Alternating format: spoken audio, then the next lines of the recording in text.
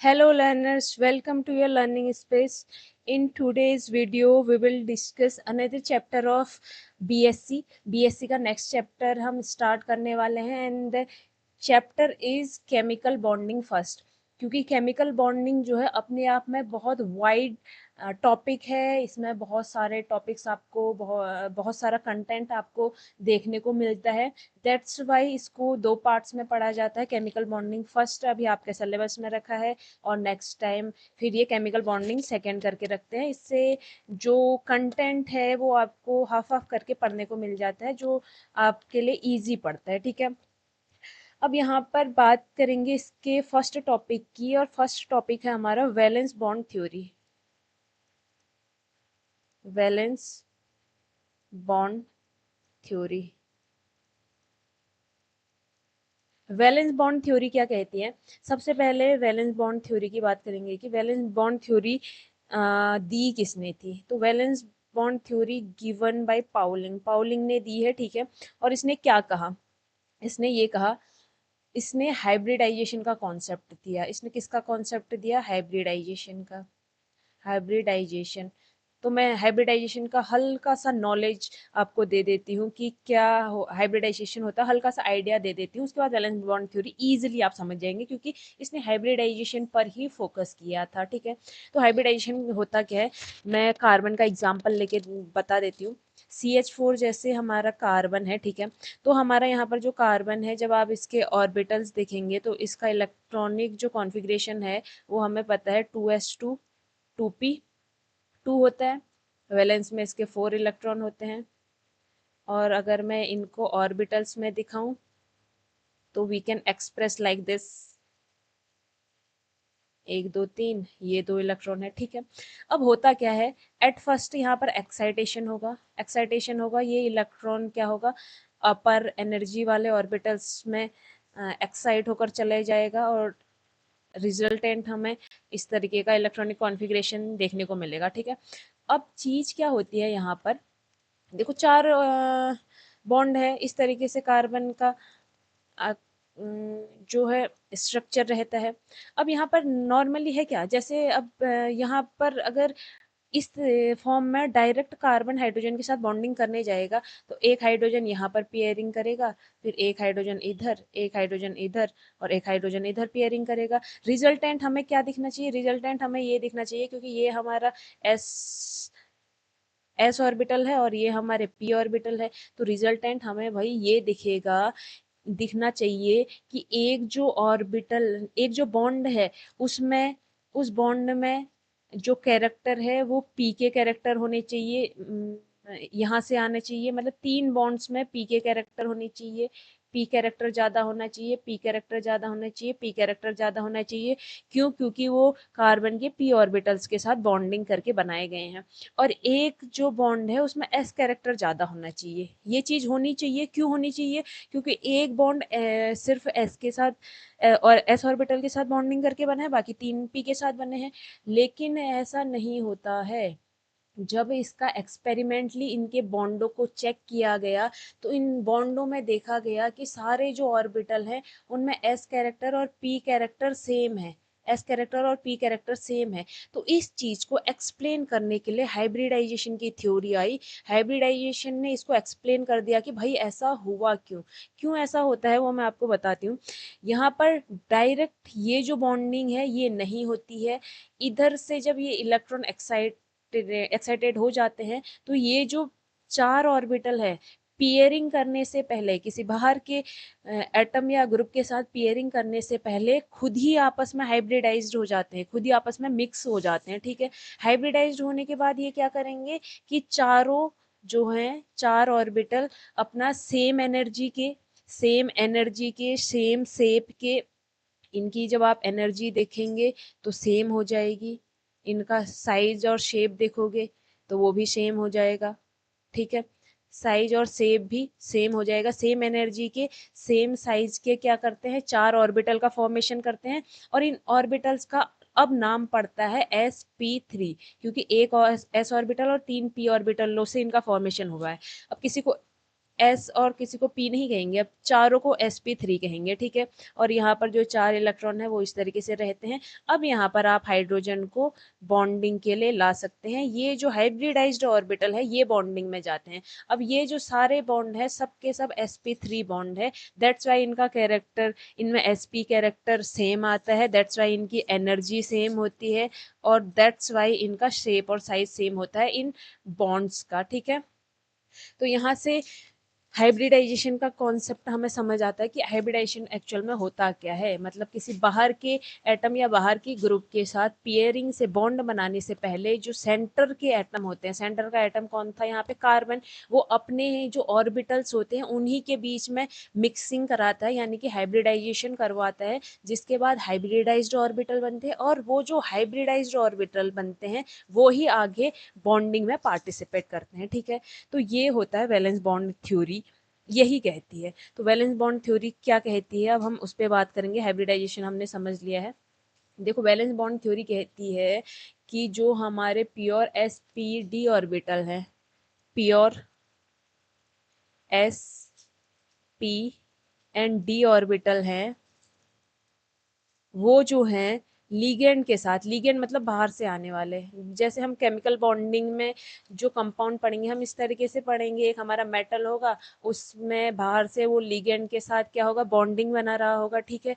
तो ये कह रहे हैं कि जो सेंटर सेंटर एटम के, सेंटर एटम या सेंटर मेटल एटम ले लो, इनके जो प्योर sp d ऑर्बिटल है, सेंटर एटम कौन है यहाँ पे, मैग्नीशियम, इसके प्योर s ऑर्बिटल जैसे 2s 3p, इसका एटॉमिक कॉन्फ़िगरेशन होगा 3p0।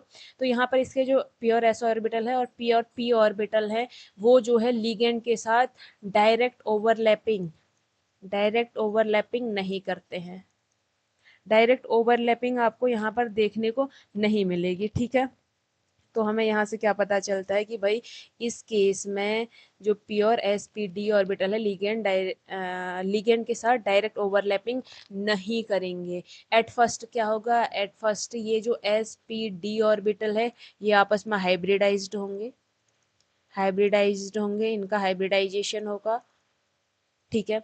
सेंटर मेटल एटम के जो ऑर्बिटल्स होंगे एट फर्स्ट उनका आपस में हाइब्रिडाइजेशन होगा, देन उसके बाद ये जो है लिगेंड के साथ ओवरलैपिंग करेंगे, तब जाके ये लिगेंड के साथ ओवरलैपिंग करेंगे, ठीक है।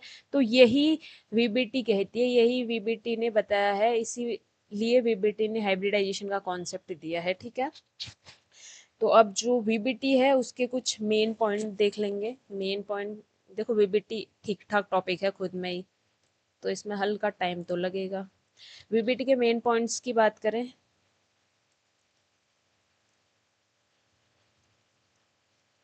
Main points of VBT, VBT के आप मेन पॉइंट्स की बात करेंगे तो एट फर्स्ट सबसे पहले ये क्या कहता है कि जो एटम होते हैं वो अपनी जो इंडिविजुअलिटी होती है उसको रिटेन कर लेते हैं। एटम्स की बात करें तो एटम जो भी होगा, जो भी सेंटर एटम होगा या लिगेंड के भी एटम होंगे, तो वो जो अपनी इंडिविजुअलिटी है किस तरीके से होगा वो भी मैं बता दूंगी। पहले कहना क्या चाह रहा है वो देखो। इंडिविजुअलिटी, एक सेकेंड,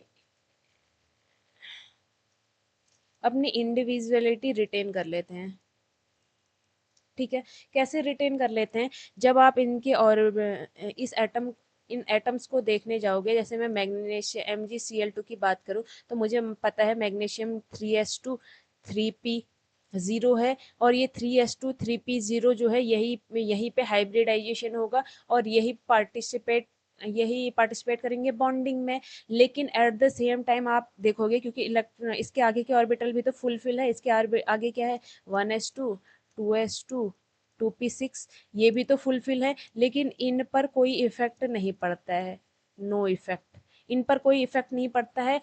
तो हम क्या कह सकते हैं, यहाँ से हम ये कह सकते हैं कि जो मेटल है उसके इनर ऑर्बिटल्स में या लिगेंड के जो इनर ऑर्बिटल्स है उनमें तो कोई फर्क पड़ता ही नहीं है, क्योंकि यहाँ पर तो सिर्फ वैलेंस के इलेक्ट्रॉन ही पार्टिसिपेट करते हैं, वैलेंस के इलेक्ट्रॉन ही पार्टिसिपेट करेंगे, तो जितना भी फर्क पड़ेगा वो वैलेंस के इलेक्ट्रॉन्स में पड़ेगा, वैलेंस ऑर्बिटल्स में पड़ेगा, लेकिन जो इनर ऑर्बिटल है वो रिटेन रहेंगे। ठीक है, इस तरीके से जो एटम है, एटम के वैलेंस इलेक्ट्रॉनों में थोड़ा सा आप चेंजेस देखने को मिल सकता है आपको, लेकिन जो एटम है उसकी खुद की जो इंडिविजुअलिटी है होती है वो रिटेन रहती है, क्योंकि अंदर के ऑर्बिटल वीबीटी के अकॉर्डिंग बॉन्ड में पार्टिसिपेट नहीं करते हैं। तो चाहे कॉम्प्लेक्स बन भी जाएगा तो जो एटम है उसकी अपनी जो इंडिविजुअलिटी अपनी जो भी पहचान है वो रिटेन रहती है। ठीक है, इसका रीजन क्या रहता है, रीजन हम सेकंड पॉइंट में आपको साफ साफ दिखेगा। सेकंड पॉइंट ये कहता है कि जो यहाँ पर बॉन्ड फॉर्म होता है इंटरेक्शन के बाद, किसके इंटरेक्शन के बाद, एटम,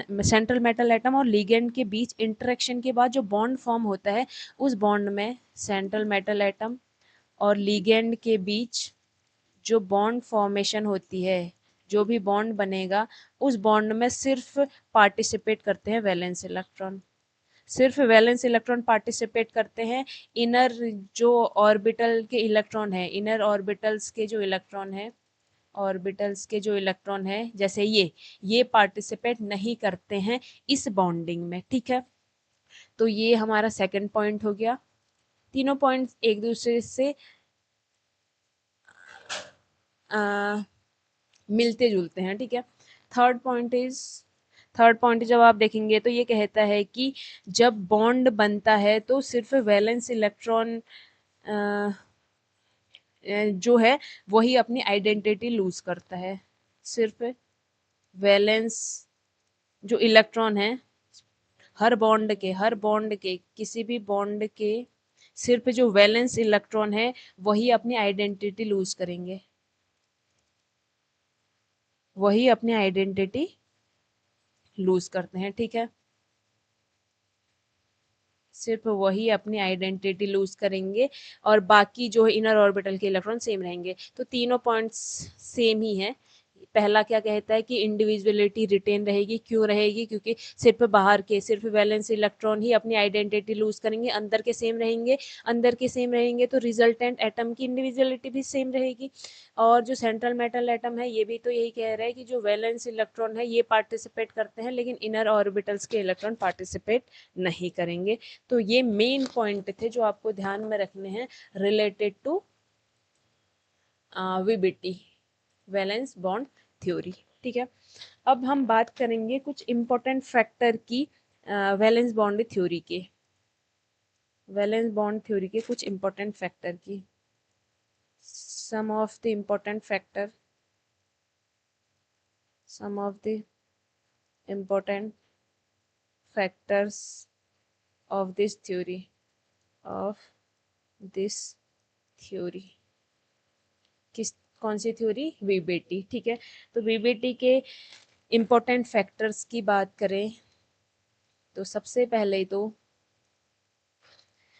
जो पाउलिंग है इसके अकॉर्डिंग, पाउलिंग ने जो हमारा वीबीटी का कॉन्सेप्ट दिया है इसके अकॉर्डिंग होता क्या है, सबसे पहले जो हमारा सेंट्रल मेटल एटम है वो अपनी जो ऑक्सीडेशन स्टेट है, अपनी ऑक्सीडेशन स्टेट में आकर अपने ऑर्बिटल को वेकेंट करेगा, अपने ऑर्बिटल्स को वेकेंट करता है। ठीक है, अपने ऑर्बिटल को वेकेंट करेगा, इसके बाद हमें यहाँ पर स्पेस बनता हुआ दिखाई देगा। तो सबसे पहला पॉइंट तो यही है कि पाउलिंग के अकॉर्डिंग सबसे पहले जो सेंट्रल मेटल एटम है वो अपना ऑक्सीडेशन स्टेट में आकर ऑर्बिटल्स वेकेंट करता है और स्पेस का फॉर्मेशन करता है। मैं साइड में आपको बताते भी रहूँगी, एक एग्जाम्पल लेते हुए चलेंगे जो कि हमें हेल्प करेगी सारे पॉइंट्स को समझने में। ठीक है, तो मैं यहाँ पर एग्जाम्पल एक ले लेती हूँ।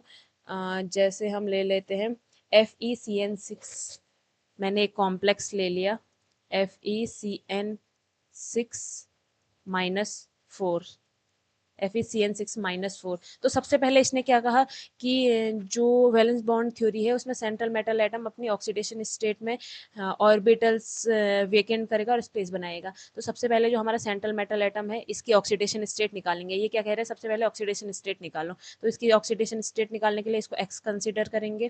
फिर उसके बाद जो हमारा नेक्स्ट है उसकी ऑक्सीडेशन स्टेट देखेंगे। CN के ऊपर -1 चार्ज रहता है, इसका मतलब इसकी ऑक्सीडेशन स्टेट -1 रहेगी। लेकिन हमारे पास कितने CN है, 6 है, तो 6 हो गया और माइनस का 6 आ जाएगा, ठीक है। और इक्वल में जो यहाँ पर चार्ज है वो रहता है, तो -4 आ जाएगा। इस एक्स 6 -6 को अपोजिट साइड भेजूंगी तो मेरा +2 आ जाएगा। कैसे आएगा, 6 में से -4 माइनस करेंगे तो यहाँ से हमने सबसे पहले क्या किया, सबसे पहले Fe की ऑक्सीडेशन स्टेट चेक कर ली। Fe की ऑक्सीडेशन स्टेट निकाल ली, वो क्या है, +2। अब Fe की ऑक्सीडेशन स्टेट +2 है तो हमें पता है कि इसका जो इलेक्ट्रॉनिक कॉन्फ़िगरेशन है वो 3s2 3d6 ही रहेगा। एट फर्स्ट जो नॉर्मल Fe था उसका इलेक्ट्रॉनिक कॉन्फ़िगरेशन जब आप देखते तो 3s2 3d6 4s2 होता। लेकिन अब क्या कर दिया है, इसकी ऑक्सीडेशन स्टेट में आ गई है, तो ये जो दोनों इलेक्ट्रॉन है वो हमने निकाल दिए हैं, ऑर्बिटल्स को थोड़ा सा वेकेंट कर दिया और स्पेस बना लिया है। तो पहला पॉइंट कैसे आता है वो मैंने आपको बता दिया है। ये जो 2 इलेक्ट्रॉन है वो निकल गए हैं। तो पहले पॉइंट में हम क्या करते हैं कि जो सेंट्रल मेटल एटम है उसको उसके ऑक्सीडेशन स्टेट में उसको तैयार हो करते हैं आगे हाइब्रिडाइजेशन के लिए और आगे कोऑर्डिनेट करने के लिए विथ लिगेंड, ठीक है। तो यहाँ पर जैसे ही ये अपनी ऑक्सीडेशन स्टेट में आएगा तो फिर इसके पास 3s2 3d6 है और 4s0। तो मैं इसके ऑर्बिटल्स की अगर ऑर्बिटल बनाऊं तो क्या होगा, देखो 1 2 3 4 5 इलेक्ट्रॉन 3s में फुल हैं। यहाँ पर 1 2 3 4 5 6 ये है, ये खाली हो गया। और 4d0 4d के जब आप देखोगे तो d के ऑर्बिटल्स में अभी इलेक्ट्रॉन नहीं है, ठीक है। तो सबसे पहले ये क्या करेगा, जो पहला पॉइंट है यहाँ पर स्पेस बनाएगा और जो भी ऑर्बिटल्स वेकेंट ऑर्बिटल यहाँ पर मिलेंगे उसके अकॉर्डिंग हाइब्रिडाइजेशन करवाएगा, ठीक है। तो हाइब्रिडाइजेशन यहाँ पर आपको देखने को मिलेगा कि जो ये ऑर्बिटल्स हैं ये मिलकर हाइब्रिडाइज्ड हो रहे हैं, ठीक है। तो उससे पहले एक कॉन्सेप्ट आएगा जिसमें जो CN है वो इन इलेक्ट्रॉनों को एक्साइट करके इधर भेज देगा और इसके बाद वेकेंट ऑर्बिटल कौन से बचेंगे, इसके बाद आपको देखने को मिलेगा कि वेकेंट ऑर्बिटल इस तरीके से वेकेंट ऑर्बिटल लास्ट के 2 बच जाएंगे और ये तो सारे वेकेंट ही है। और मुझे ये पता है कि मेरे पास 6 लिगेंड है तो मुझे 6 ऑर्बिटल्स में हाइब्रिडाइजेशन के लिए 6 ऑर्बिटल तैयार करने पड़ेंगे क्योंकि 6 हमारे लिगेंड आए हुए हैं, ठीक है। तो यहाँ से यहाँ तक 1 2 3 4 5 6, यहाँ पर कुछ मिस्टेक हो रही है क्या, 2 3 4 5 6, ठीक है। तो यहाँ पर मुझे ये देखने को मिलेगा 3d6 ही था, 3d6 था। तो D2S, अरे सॉरी एक मिस्टेक हो रही है, मिस्टेक थोड़ा सा ये हो रहा है कि यहाँ पर हम P को भूल गए, 4 के P को भूल गए और 4 का D हमने डायरेक्ट लिख दिया। तो यहाँ पर 4 का P आएगा 1 2 3 1 2 3, ठीक है। तो हमें 6 मिल गए, 2 यहाँ पर ये D है SD, ये 4 का S है और ये 4 का P है। तो मुझे D के 2 ऑर्बिटल खाली मिल गए हैं, एक S का मिल गया है और 3 P के मिल गए हैं। D2sp3 मेरा यहाँ से हाइब्रिडाइजेशन आ रहा है, ठीक है।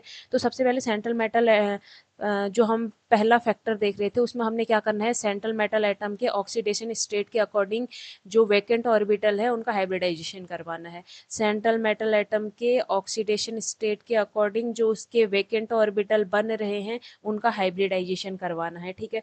तो पहला फैक्टर हमने देख लिया, पहला काम हमारा हो गया है। अब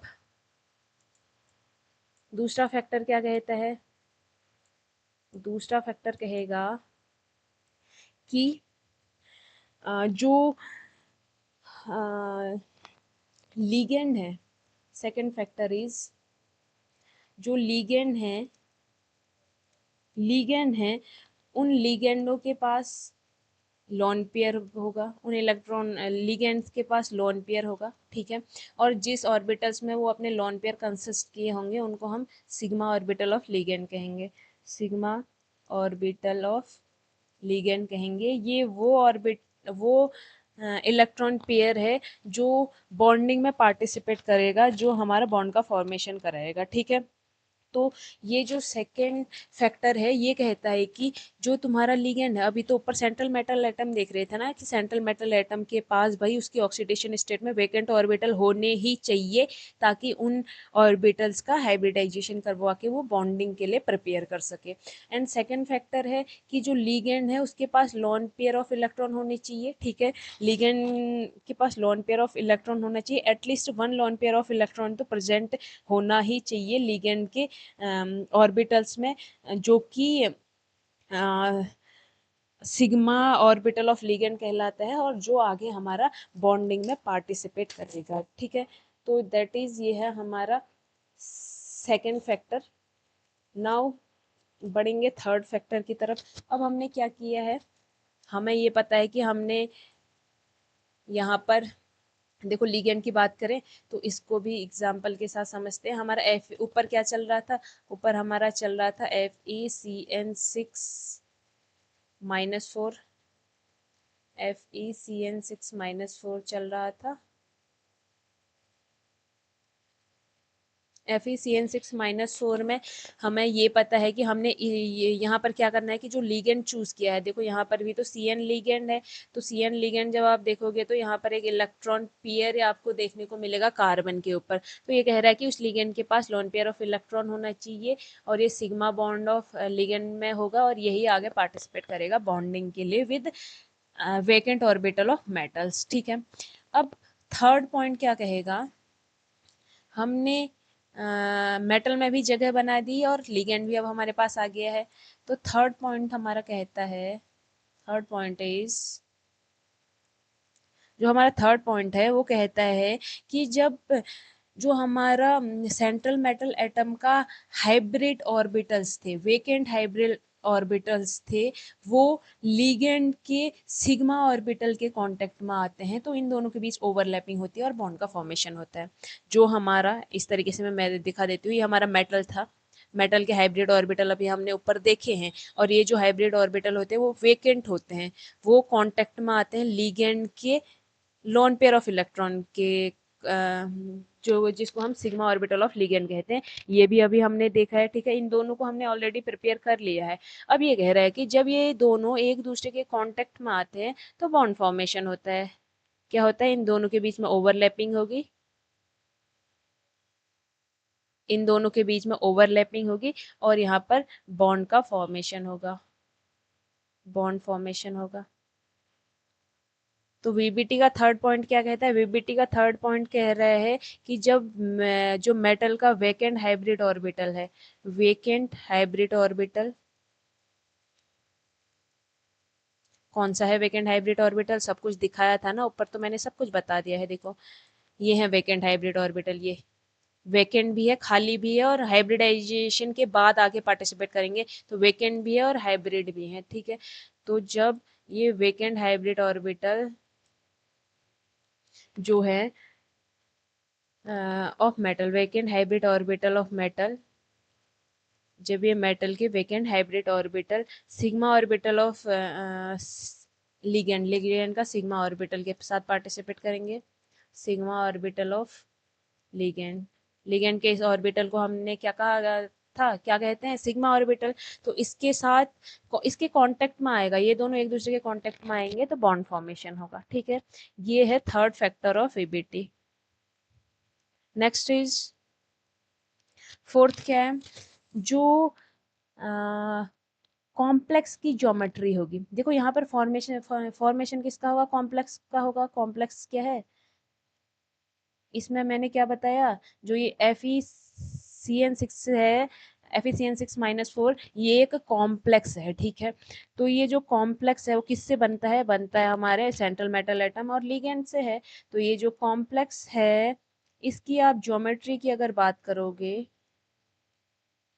कॉम्प्लेक्स की ज्योमेट्री की अगर आप बात करेंगे तो वो हमेशा डिपेंड करेगा, वो किस पर डिपेंड करेगा, सेंट्रल मेटल एटम के हाइब्रिडाइजेशन पर, सेंट्रल मेटल एटम के हाइब्रिडाइजेशन पर, ठीक है। सेंट्रल मेटल एटम के हाइब्रिडाइजेशन पर करेगा, किस तरीके से करता है, और फिर ऊपर जो हमारे हमने ये कंपाउंड जो हम लगातार एग्जांपल में लेते हुए चल रहे हैं, फिर देखेंगे कि इसकी ज्योमेट्री क्या हो सकती है। तो होता क्या है, मैंने क्या कहा कि जो सेंट्रल मेटल एटम का हाइब्रिडाइजेशन है वही डिसाइड करेगा कि कॉम्प्लेक्स की ज्योमेट्री क्या बन रही है, ठीक है। तो मैं एक जगह हाइब्रिडाइजेशन ले लेती हूँ, हाइब्रिडाइजेशन, और दूसरी साइड हम ले लेते हैं कि इसकी ज्योमेट्री क्या बनेगी, इसकी ज्योमेट्री क्या बनेगी, ठीक है। तो हाइब्रिडाइजेशन सबसे पहले हमने sp हाइब्रिडाइजेशन ले लिया, sp हाइब्रिडाइजेशन होगा तो इसकी ज्योमेट्री जो है लीनियर बनेगी, लीनियर बनेगी, ठीक है। उसके बाद अगर sp2 हाइब्रिडाइजेशन होगा, sp2 हाइब्रिडाइजेशन होगा तो इसकी ज्योमेट्री आपको देखने को मिलेगी ट्राइगोनल प्लेनर, ट्राइगोनल प्लेनर। देखो ये है लीनियर, इस तरीके से लीनियर होगा। sp मतलब sp का केस है, मतलब जो मेटल ml2 का केस होगा। ml2 का क्यों केस होगा, क्योंकि तभी तो दो बनेंगे। देखो दो लिगेंड है, एक s एक जगह से s का कॉन्सेप्ट आएगा, एक जगह से p का, तभी तो हाइब्रिडाइजेशन sp हो रहा है। हाइब्रिडाइजेशन sp तभी पॉसिबल होगा जब ml2 का केस होगा। तो इसका मतलब हमारा जो स्ट्रक्चर है, ज्योमेट्री है, वो इस तरीके से बनेगी लीनियर, ठीक है। ट्राइगोनल प्लेनर ml3 होंगे तभी तो एक s दो p से sp3 का कॉन्सेप्ट आएगा। तो यहाँ पर जो ज्योमेट्री होगी वो ट्राइगोनल प्लेनर, यानी कि बीच में हमारा मेटल रहेगा और ट्राइगोनल के शेप में, ट्राइगोनल के शेप में लिगेंड रहेंगे, इस तरीके से ये हमारा ट्राइगोनल प्लेनर का शेप रहता है फॉर sp2, ठीक है। देन उसके बाद sp2 का ये हो गया, फिर उस sp2 के बाद आता है हमारा sp3। sp3 की जब आप बात करोगे तो ये ml4 का केस होगा। यहाँ पर जो ज्योमेट्री बनती है वो बनती है टेट्राहेड्रल, क्या बनती है, टेट्राहेड्रल बनती है, ठीक है। तो टेट्राहेड्रल बनती है तो टेट्राहेड्रल का शेप किस तरीके से होता है, बीच में हमारा मेटल होता है, एक एल ऊपर होगा क्योंकि चार एल को सेटिस्फाई करना है और सब एक जैसी डिस्टेंस पर होंगे। देखो ये जो है टेट्राहेड्रल 3D में आप इसको समझोगे तो एक ऊपर की तरफ और तीन नीचे की तरफ, इस तरीके से आप देखोगे। ये एल, इन दोनों एल को अगर आप फ्रंट में मानो और इस एल को ऊपर की तरफ मानो तो ये जो एल होगा ये पीछे की तरफ होगा, ठीक है। तो इस तरीके से आपको ये जो टेट्राहेड्रल वाला स्ट्रक्चर है इसको कंसीडर करना है। तो इस तरीके से हमारा कंपाउंड बनता है, ये पीछे की तरफ है। तो ये टेट्राहेड्रल है। देन sp sp3 हो गया है।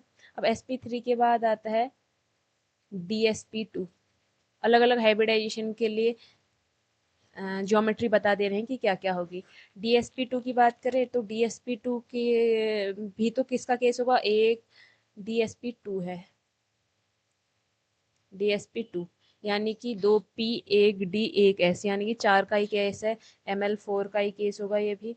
बट यहाँ पर स्ट्रक्चर जो है dsp2 के केस में स्ट्रक्चर स्क्वायर प्लेनर हो जाता है, स्क्वायर प्लेनर। और स्क्वायर प्लेनर का ज्योमेट्री जब आप देखोगे तो वो इस तरीके से आपको देखने को मिलेगी। स्क्वायर कह रहा है तो ये इस तरीके से एक ही प्लेन में है। अब की बार पहले अलग अलग प्लेन में थे, दो आगे एक ऊपर एक पीछे की साइड को, लेकिन अब की बार ये सब एक ही प्लेन में है, ठीक है। ये कब होगा? देखो Ml4 के केस में दो पॉसिबिलिटीज है, एक टेट्राहेड्रल हो सकता है, एक स्क्वायर प्लेनर। अगर sp3 हाइब्रिडाइजेशन बन रहा है तो टेट्राहेड्रल होगा, और अगर dsp2 हाइब्रिडाइजेशन बन रहा है तो इस केस में स्क्वायर प्लेनर होगा। ठीक है, नाउ आगे बढ़ेंगे। dsp2 तक हो गया था। अब नेक्स्ट है मेरा sp3d। sp3d sp3d यानी कि ml5 का केस है। ml5 के केस में यहाँ पर जो ज्योमेट्री बनती है that is trigonal bi pyramidal. Trigonal bi pyramidal. ठीक है, ट्राइगोनल बाई पिरामिडल का कैसे बनता है? बीच में हमारा m आएगा, और पहले एक जो प्लेन है नीचे का जो प्लेन बनेगा उस प्लेन में 3 L आएंगे। ट्राइगोनल प्लेनर हो गया। यहाँ से ट्राइगोनल का कॉन्सेप्ट आया है। ठीक है, ये ट्राइगोनल का कॉन्सेप्ट यहाँ से आया है। और बाई पिरामिडल, दो ऊपर और नीचे की तरफ से पिरामिड टाइप का बनाएंगे। ठीक है, तो ये इसका ज्योमेट्री में देखोगे तो इस तरीके से बनती है इसकी ज्योमेट्री। क्या हुआ?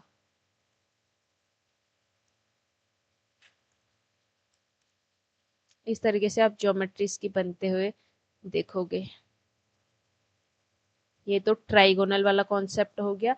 और ये पिरामिड, ये इस तरीके से पिरामिड बनाएगा ये। और इसी तरीके से नीचे वाले के साथ भी, एक पिरामिड ऊपर की तरफ से, एक पिरामिड नीचे की तरफ से, तो क्या बन गया? Trigonal pyramidal. इन तीनों को देखो, इस एल और इस एम को एक प्लेन में, नीचे एक प्लेन में कंसीडर करो। जैसे मैं आपका फोन का प्लेन हो गया, उस प्लेन में इन तीनों को इस तरीके से साइड में कॉर्नर पे और बीच में मेटल रखो। और फिर फोन के ऊपर साइड से ये वाला लिगेंड आएगा और फोन के नीचे साइड से ये वाला लिगेंड आएगा। ठीक है, तो इस तरीके से ये जो ज्योमेट्री है उसको आप 3D में कंसीडर करेंगे। देन sp3d के बाद हमारा आता है d2sp3 और d2sp3 और sp3d2। अगला जो हाइब्रिडाइजेशन है दैट इज d2sp3 या sp3d2। या अगर n-1 वाला d होगा तो आगे d आएगा, और n वाला d होगा तो पीछे d आएगा। ठीक है, इसका में कॉन्सेप्ट क्या रहेगा? 6 ऑर्बिट, 6 लिगेंड होंगे। ml6 का केस होगा।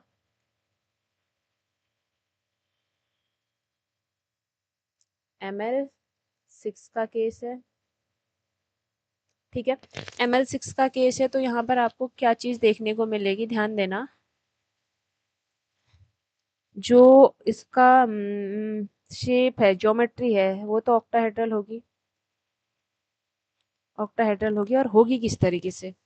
मेटल बीच में 6, देखो ये सब एक ही प्लेन में है। L L L L, phone के चारों कॉर्नरों पे एल रख दो, बीच में एम रख दो। ठीक है, अब की बारी क्या करना है? फोन के ऊपर से आपका आ रहा है ये वाला एल, और ये फोन के नीचे जाएगा, या लैपटॉप जो भी आपकी स्क्रीन में है। ठीक है, बस मैं इसलिए बता रही हूँ ताकि आप इसको 3D में इमेज करो कि ये किस तरीके से दिखेगा। तो किस तरीके से दिखेगा? ये जो है पूरा एक प्लेन में होगा।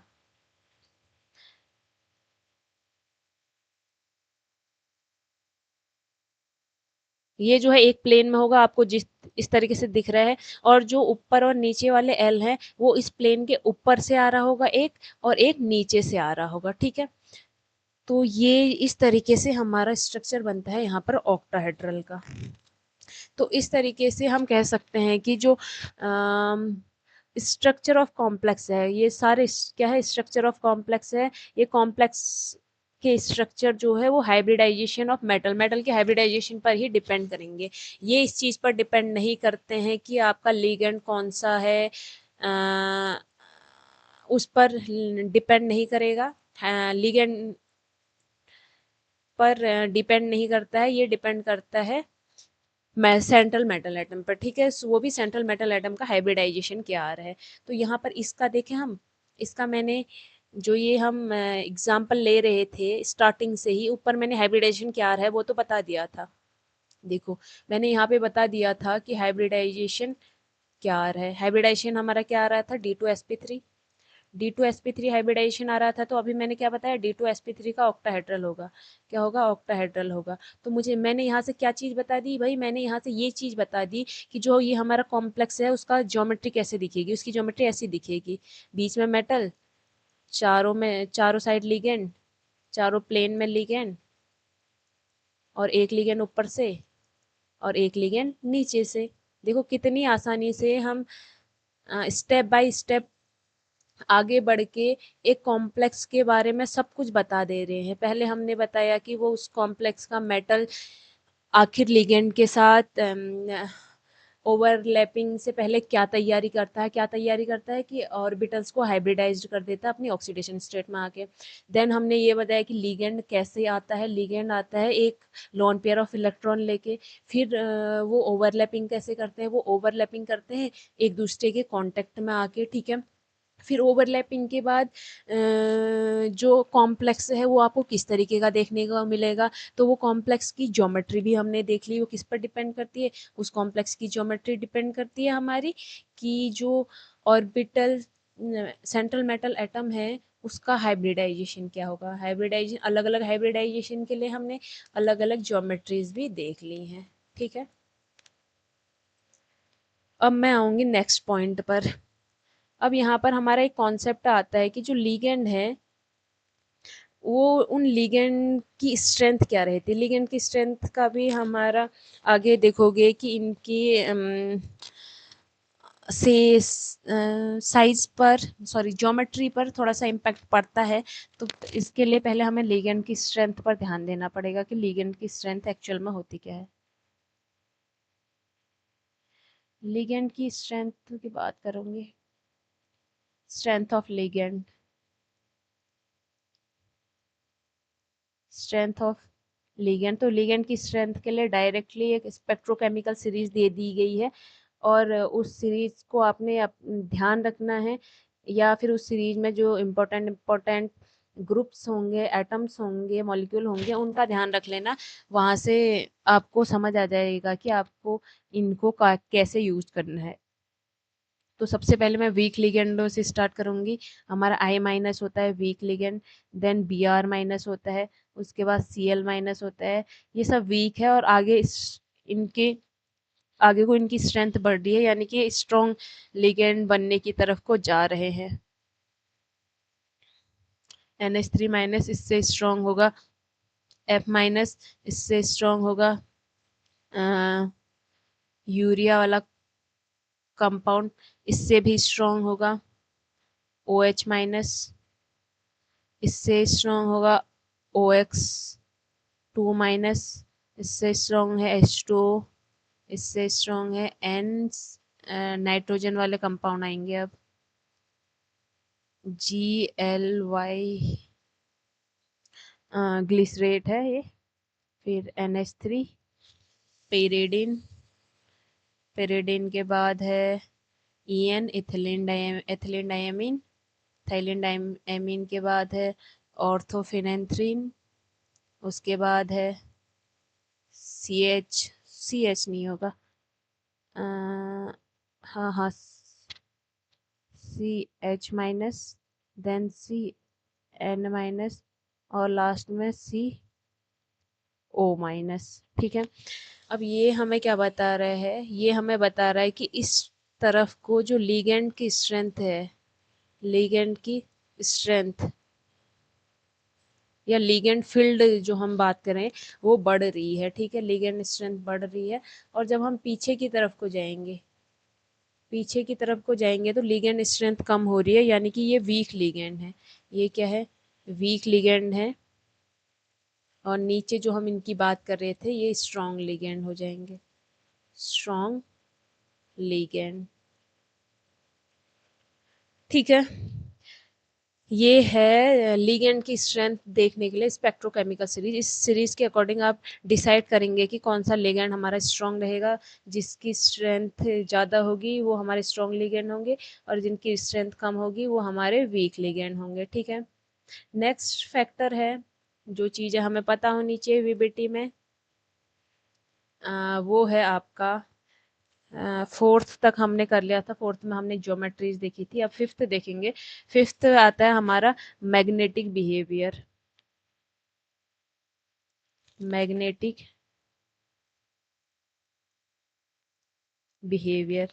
मैग्नेटिक बिहेवियर की अगर मैं बात करूं तो जो हमारा कॉम्प्लेक्स आएगा, जो भी हमारा कॉम्प्लेक्स होगा, उस कॉम्प्लेक्स में अगर आपको अनपेयर्ड इलेक्ट्रॉन देखने को मिल रहे हैं, अनपेयर्ड इलेक्ट्रॉन देखने को मिल रहे हैं, तो वो जो कंपाउंड होगा वो उसका मैग्नेटिक बिहेवियर जो होगा वो पैरामैग्नेटिक होगा। पैरा मैग्नेटिक होगा। लेकिन अगर उसमें कोई भी किसी भी तरीके का अनपेयर्ड इलेक्ट्रॉन नहीं है, यानी कि सारे इलेक्ट्रॉन, एक सेकेंड, सारे इलेक्ट्रॉन पेयर्ड है, सारे इलेक्ट्रॉन पेयर्ड है, तो इसकी इसका जो मैग्नेटिक बिहेवियर होगा दैट इज डायामैग्नेटिक। डायामैग्नेटिक। ठीक है।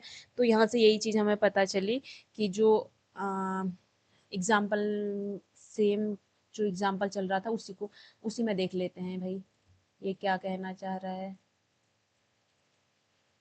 देखो यहाँ पे थे हम, यहाँ जैसे ही कंपाउंड आएगा, मुझे पता है अब, आई नो कि इसमें सी एन आएगा, इसमें सी एन आएगा, इसमें सी एन आएगा, यहाँ सी एन आएगा, यहाँ सी एन आएगा, यहाँ सी एन आएगा। यानी कि सी एन अपना पूरा इलेक्ट्रॉन पेयर देगा, तो ये भी फिल होगा, ये भी फिल होगा, ये भी फिल होगा। इस तरीके से कंप्लीट फिल हो जाए, फिलिंग हो जाएगी। अब कंप्लीट फिलिंग हो जाएगी तो क्या है, यहाँ पर किसी भी तरीके का अनपेयर्ड इलेक्ट्रॉन देखने को मिल रहा है? अनपेयर्ड इलेक्ट्रॉन, अनपेयर्ड इलेक्ट्रॉन नहीं है। इसका मतलब ये क्या है, ये डायामैग्नेटिक है। ये क्या है, ये आपका डायामैग्नेटिक है। अगर यहाँ पर किसी में भी एक अनपेयर्ड इलेक्ट्रॉन आपको देखने को मिलता तो फिर वो पैरामैग्नेटिक हो जाता। तो यहाँ से समझ आ गया होगा कि कौन सा डायामैग्नेटिक रहेगा और कौन सा पैरामैग्नेटिक रहेगा।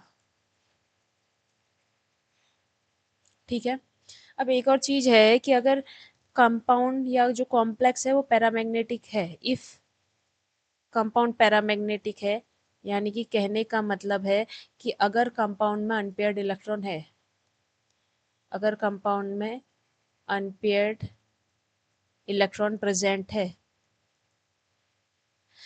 अनपेयर्ड इलेक्ट्रॉन प्रेजेंट होने के केस में यहाँ पर एक कॉन्सेप्ट बनता है मैग्नेटिक मोमेंट का। तो उसकी जो मैग्नेटिक मोमेंट है उसकी वैल्यू क्या होगी, क्योंकि पैरामैग्नेटिक है, तो उसका कुछ ना कुछ मैग्नेटिक मोमेंट होगा। पैरामैग्नेटिक है, इलेक्ट्रॉन जो मैग्नेटिक फील्ड है उसमें अट्रैक्ट हो रहा है, तो एक स्पीड से अट्रैक्ट होगा। ठीक है। तो उसको उस स्पीड को फाइंड करने के लिए यहाँ पर मैग्नेटिक मोमेंट देखा जाता है। ठीक है। तो मैग्नेटिक मोमेंट पैरामैग्नेटिक होगा तो इसका कुछ ना कुछ मैग्नेटिक मोमेंट होगा, मैग्नेटिक मोमेंट। और उस मैग्नेटिक मोमेंट को निकालने के लिए, इस मैग्नेटिक मोमेंट को म्यू एस कहते हैं। म्यू एस को निकालने के लिए फिर एक फॉर्मूला दिया है वीबीटी ने ही, एन एन प्लस टू। ये जो है बोर बोर मैग्नेटॉन में इसकी क्या होगी, वैल्यू होगी। ठीक है। तो यहाँ से हमें क्या पता चला, जो n है, n जब आप देखोगे तो नंबर ऑफ अनपेयर्ड इलेक्ट्रॉन है, number of unpaired electron, number of unpaired electron है, नंबर ऑफ अनपेयर्ड इलेक्ट्रॉन यहाँ पर आपको देखने को अगर मिलते हैं तो उसका कुछ ना कुछ मैग्नेटिक मोमेंट होगा। उस मैग्नेटिक मोमेंट को निकालने के लिए उस मैग्नेटिक मोमेंट को म्यू एस से रिप्रेजेंट करते हैं। तो उसके लिए आपको यहाँ पर एन की जगह उसमें इलेक्ट्रॉन पुट कर दीजिए, कौन से अनपेयर्ड इलेक्ट्रॉन का नंबर पुट कर दीजिए और आपकी म्यू एस की वैल्यू निकल जाएगी। ठीक है। बाई चांस यहाँ पर एन की वैल्यू 1 है, एक इलेक्ट्रॉन है, तो यहाँ पर म्यू एस क्या आएगा, म्यू एस आएगा 1 into 3। म्यू एस की वैल्यू आएगी √3, √3 आएगी। तो म्यू एस की एट लास्ट म्यू एस की वैल्यू 1.7 के आसपास आपको देखने को मिलेगी। ठीक है। ये सिर्फ तब आप देखेंगे जब आपको पता चलेगा कि जो आपका कॉम्प्लेक्स है दैट इज पैरामैग्नेटिक, क्योंकि उसी केस में अनपेयर्ड इलेक्ट्रॉन देखने को मिलेंगे, तब आप मैग्नेटिक मोमेंट निकालने की तरफ जाएंगे। ठीक है, अब आगे कॉन्सेप्ट आता है, अ, हमने जब हम कॉम्प्लेक्स की हाइब्रिडाइजेशन की बात कर रहे थे, तो जो ऑक्टाहेड्रल वाले कॉम्प्लेक्स थे, दैट इज छठा फैक्टर, जो जो ऑक्टाहेड्रल वाले कॉम्प्लेक्स थे, ध्यान देना, जो ऑक्टाहेड्रल वाले कॉम्प्लेक्स थे उसमें हमने दो हाइब्रिडाइजेशन पढ़े। उसमें हमने दो हाइब्रिडाइजेशन क्या पढ़े, एक तो D2sp3, एक हमने पढ़ा sp3d2। ठीक है, D2sp3 कैसा केस है, ये इस तरीके का केस है, हमारा माना कोई n-1 d चल रहा है, फिर n का s आएगा, n का p आएगा, देन n का d आएगा। तो यहाँ पर इलेक्ट्रॉन कुछ इस तरीके से भरे हुए होंगे, जैसे जो हमारे ऊपर एग्जाम्पल चल रहा था, दैट इज Fe(Cn)6-4, उसी को मैं ले लेती हूँ। ठीक है, तो मुझे पता है यहाँ से मुझे क्या इलेक्ट्रॉन लास्ट में जो आफ्टर हाइब्रिडाइजेशन है वो क्या देखने को मिला था, कि जो हमारा डी है, 1 2 3 4 5 NS 1 2 3, मुझे यहाँ पे देखने को मिला था कि यहाँ पे जो हमारे इलेक्ट्रॉन है इस तरीके से पेयर हो गए थे, और यहाँ पे, यहाँ पे, यहाँ, यहाँ, यहाँ और यहाँ, ये हाइब्रिडाइजेशन में पार्टिसिपेट कर रहे थे। ठीक है, अब ये हाइब्रिडाइजेशन में पार्टिसिपेट करेंगे तो ये मुझे पता है n-, ये हमारा यहाँ पर 3 का d था, 4 का s था, इसका एग्जाम्पल लिया है मैंने, 4 का s था और 4 का p था। अब जब आप d देखोगे तो नॉर्मली यहाँ पे 4 चल रहा है ना, तो 4-1 का d पार्टिसिपेट कर रहा है, 4-1 का d मतलब 3 का d पार्टिसिपेट कर रहा है। तो ये जो ऑर्बिटल हैं जो यहाँ पे हाइब्रिडाइजेशन में पार्टिसिपेट करेंगे, हाइब्रिडाइजेशन में पार्टिसिपेट करने वाले ऑर्बिटल्स में पहले डी आ रहा है, यानी कि D2, देन एस आ रहा है, एस, फिर पी के 3 आ रहे हैं। ठीक है, तो यहाँ पे हाइब्रिडाइजेशन क्या बन रहा है, D2sp3, किसने पार्टिसिपेट किया है, अंदर की डी ने, तो जब अंदर की डी पार्टिसिपेट करते हैं तो डी पहले आता है। ठीक है, अब एट द सेम टाइम कोई दूसरा एग्जाम्पल मैं लूँ और मुझे वहां पे क्या पता चले, मुझे यहाँ पे पता चले, जैसे मैंने निकिल का कोई ले लिया है, NiCl4 ले लेती हूँ मैं, Ni सॉरी NiS2O6 ले लेते हैं, सिर्फ समझाने के लिए मैं एग्जांपल ले रही हूँ ताकि आपको चीज़ें यहाँ पर क्लियर हो जाएं। NiH2O6, NiS2O6+2, तो इस केस में मुझे पता है कि निकिल D10 का केस होगा। ठीक है, तो ये जो 3D है, 3D10 का केस होगा, तो 3D 10 के 10 भरे रहेंगे, 10 के 10 इलेक्ट्रॉन फुलफिल होंगे। फिर उसके बाद 4 का S वेकेंट है और 4 का P वेकेंट है, और एट लास्ट क्या आएगा, 4 4 का D, वो भी हमारा वेकेंट है, 1 2 3 4 5।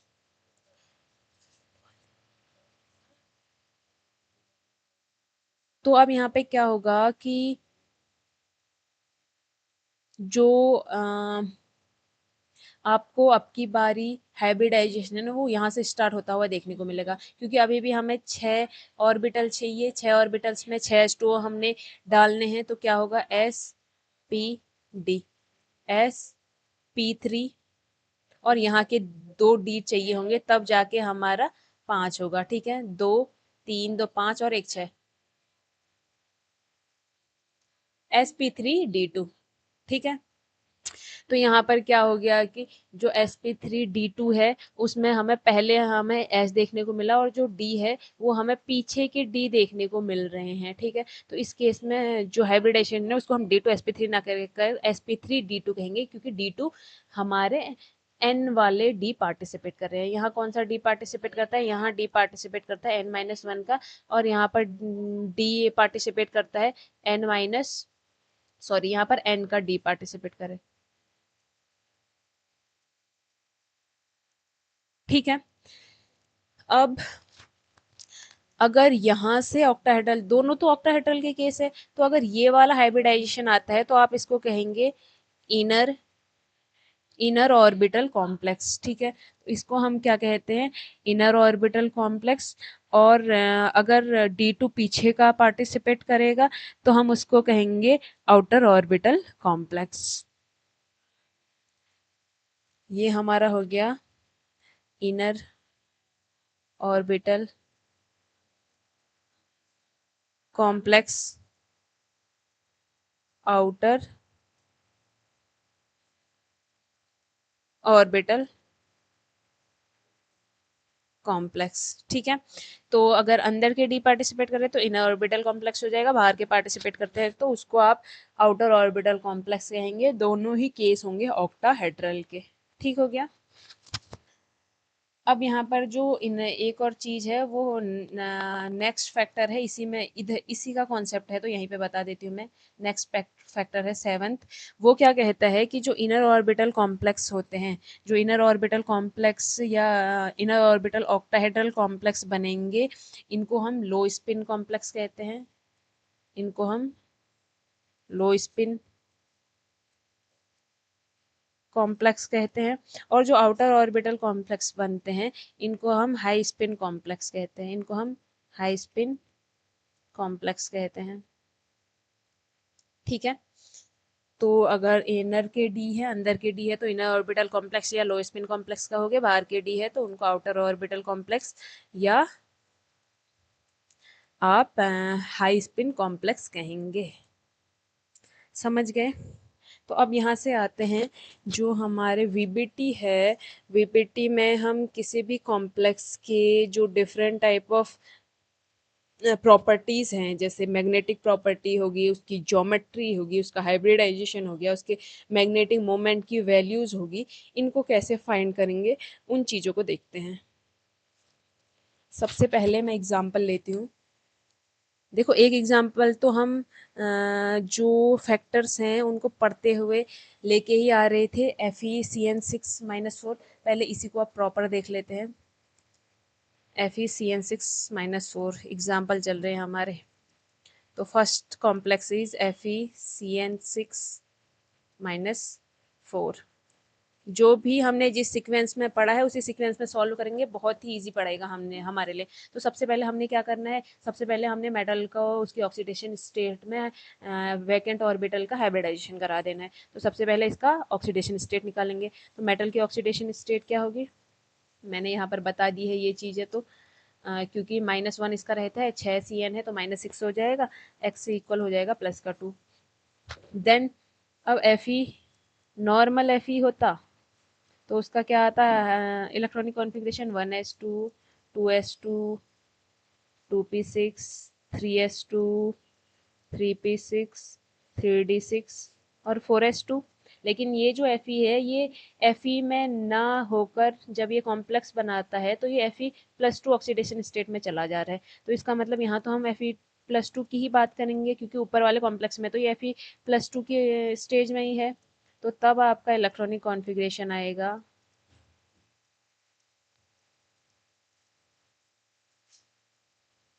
समझ गए।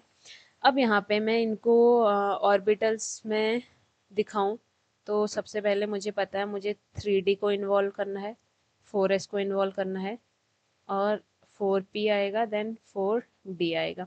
तो 3D के ऑर्बिटल्स क्या क्या होंगे, 1 2 3 4 5। ये 4s के हो गए, ये 4p के हो गए और यहाँ पे 4k d के बना देते हैं, 1 2 3 4 5। ठीक है, इलेक्ट्रॉन की फिलिंग करो। इलेक्ट्रॉन की फिलिंग हम करेंगे जस्ट लाइक इसमें 6 हैं, 1 2 3 4 5 6। 6 इलेक्ट्रॉन हमने फिल कर दिए हैं। अब हमें पता है कि यहाँ पर जो इलेक्ट्रॉन है वो पेयर्ड, देखो यहाँ पर जो CN है ना, अब इसका कॉन्सेप्ट देखो होता क्या है। जो ये CN है, इस CN की जब आप लिगेंड स्ट्रेंथ देखेंगे, लिगेंड स्ट्रेंथ हमने कहाँ देखी थी, CN- है ये। देखो यहाँ पे देखो, इसकी जब लिगेंड स्ट्रेंथ देखेंगे तो ये स्ट्रॉन्ग लिगेंड में आ रहा है, ठीक है। और स्ट्रॉन्ग लिगेंड क्या करवाते हैं, स्ट्रॉन्ग लिगेंड की जब आप बात करेंगे, ध्यान देना, ये जो CN है, जब मैंने इसको केमिकल इलेक्ट्रोकेमिकल सीरीज में देखा तो मुझे ये पता चला कि इट इज़ स्ट्रॉन्ग लिगेंड। ये क्या है, एक स्ट्रॉन्ग लिगेंड है। और स्ट्रॉन्ग लिगेंड का क्या काम होता है, इलेक्ट्रॉन की पेयरिंग कराना। स्ट्रॉन्ग लिगेंड का यही काम है। देखो, स्ट्रॉन्ग लिगेंड होगा तो इलेक्ट्रॉन की पेयरिंग होगी, स्ट्रॉन्ग लिगेंड नहीं होगा तो इलेक्ट्रॉन की पेयरिंग नहीं होगी, बस इतना ध्यान रखना। तो ये जो स्ट्रॉन्ग लिगेंड है वो इलेक्ट्रॉन की पेयरिंग कराएंगे, इलेक्ट्रॉन की पेयरिंग कराएंगे। इसका मतलब ये जो इलेक्ट्रॉन है इधर पेयर बना देगा, दूसरा इलेक्ट्रॉन इधर पेयर बना देगा, ठीक है। तो रिजल्टेंट हमें क्या देखने को मिलेगा, रिजल्टेंट हमें ये देखने को मिलेगा कि जो अब इसका इलेक्ट्रॉनिक कॉन्फ़िगरेशन है 3D 4s 4p and 4D 1 2 3 4 5। तो यहाँ पर आप इलेक्ट्रॉनिक कॉन्फ़िगरेशन देखोगे तो आपको इस तरीके का मिलेगा, 1 2 3 4 5 6। ये सब पेयर बना चुके हैं, क्यों क्यों, CN स्ट्रॉन्ग लिगेंड की वजह से, ठीक है। अब पेयर बन गया है तो बाकी अब क्या होगा, अब क्योंकि हमें पता है 6 लिगेंड है, वी नो की कितने लिगेंड है, वी नो की 6 लिगेंड हमारे पास प्रेजेंट है। 6 लिगेंड प्रेजेंट है तो हमने क्या करना पड़ेगा, हमने 6 लिगेंड के लिए 6 ऑर्बिटल को वेकेंट करना पड़ेगा, यानी कि 6 ऑर्बिटल मुझे खाली करने पड़ेंगे। तो 6 ऑर्बिटल मेरे पास कौन से खाली है, या 6 ऑर्बिटल कौन से मैं हाइब्रिडाइज करवाऊंगी, 2 ये हो गए, एक S का हो गया, 3 P के हो गए, ठीक है। तो ये हमारा यहाँ से हाइब्रिडाइजेशन निकल के आएगा D2sp3। अब ये जो D2sp3 के आपके पास 6 ऑर्बिटल बनेंगे, 1 2 3 4 5 6। इन 6 ऑर्बिटल्स में अब हमारे पास CN जाएगा। इन 6 ऑर्बिटल्स में कौन जाएंगे, इन 6 ऑर्बिटल्स में आपके जाएंगे, मतलब इलेक्ट्रॉन डोनेट करेंगे CN। 6 के 6 ऑर्बिटलों को 6 CN हमारे पास प्रेजेंट है, तो 6 के 6 ऑर्बिटल्स को 6 CN हमारे लिगेंड डोनेट करेंगे, ठीक है। रिजल्टेंट हमारा D2sp3 जो FeCN6 - 4 कॉम्प्लेक्स है वो हमारा बन जाएगा, ठीक है। मैंने क्या किया, जो भी हमने स्टेप्स पढ़े थे उन्हीं स्टेप्स को फॉलो करके कॉम्प्लेक्स बना दिया है, क्योंकि हमें पता था ना, जैसे ये वेकेंट हाइब्रिड ऑर्बिटल लिगेंड के कांटेक्ट में आएंगे तो ओवरलैप होकर बॉन्ड फॉर्मेशन कर देंगे, बस। अब यहाँ से पता क्या क्या चीज़ें चली, मुझे क्या क्या चीज़ें पता चली, यहाँ से मुझे किस किस प्रॉपर्टी के बारे में पता चला, मुझे पता चला हाइब्रिडाइजेशन के बारे में। हाइब्रिडाइजेशन, इसका हाइब्रिडाइजेशन आया D2sp3, ठीक है। अब D2sp3 पता चला तो मुझे से भी ज्योमेट्री भी पता चल गई। मुझे ज्योमेट्री क्या पता चली कि भाई D2sp3 है तो ऑफकोर्स ऑक्टाहेड्रल होगा, ठीक है। वो भी कौन सा ऑक्टाहेड्रल, क्योंकि D अंदर वाला है तो इनर ऑर्बिटल कॉम्प्लेक्स वाला होगा, इनर ऑर्बिटल कॉम्प्लेक्स वाला। उसके बाद मुझे पता चला इसके मैग्नेटिक बिहेवियर के बारे में। मैग्नेटिक बिहेवियर क्या होगा, सब के सब पेयर्ड है, देखो यहाँ भी पूरा इनने पेयरिंग ही कर रखी है, क्योंकि पूरा पेयर ही तो डोनेट करेंगे ये। और यहाँ भी सारे पेयर्ड हैं, इसका मतलब सारे इलेक्ट्रॉन पेयर्ड है, तो ये डायामैग्नेटिक होगा, ठीक है। तो ये प्रॉपर्टीज हमें यहाँ से पता चल गई। डायमैग्नेटिक होगा तो म्यू एस की वैल्यू ऑफ कोर्स 0 होगी, क्योंकि अनपेयर्ड इलेक्ट्रॉन प्रेजेंट यहाँ पर नहीं होगा। अब ज्योमेट्री बना के देख ले, ज्योमेट्री हमें ऑक्टाहेड्रल पता चल रही है तो बीच में हमारा एफ ही इस तरीके से होगा, और ऑक्टाहेड्रल हमने देख लिया था कैसा होता है।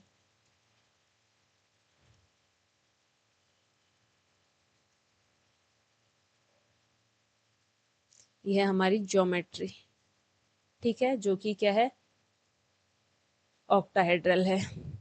तो इस तरीके से कोई भी कॉम्प्लेक्स आपके एग्ज़ाम में आता है तो जो हमने स्टेप्स पढ़े थे उनको सीक्वेंस में फॉलो करके आप किसी भी कंपाउंड के लिए उसका स्ट्रक्चर और उसकी जो अदर प्रॉपर्टीज़ है वो एक्सप्लेन कर सकते हैं, ठीक है। नेक्स्ट देखें,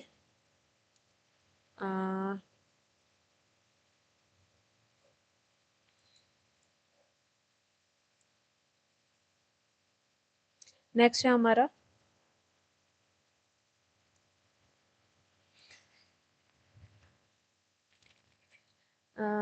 दूसरा कंपाउंड मैं ले लेती हूँ। नेक्स्ट एग्जाम्पल, ठीक है, नेक्स्ट एग्जाम्पल है platinum NH3 whole 4 that is. अब यहाँ पर क्या होगा, जैसे सबसे पहले क्या करेंगे, प्लेटिनम को उसके ऑक्सीडेशन स्टेट में हाइब्रिडाइजेशन के लिए तैयार करेंगे। तो प्लेटिनम की मैं ऑक्सीडेशन स्टेट निकालूंगी। प्लेटिनम की ऑक्सीडेशन स्टेट के लिए वी नो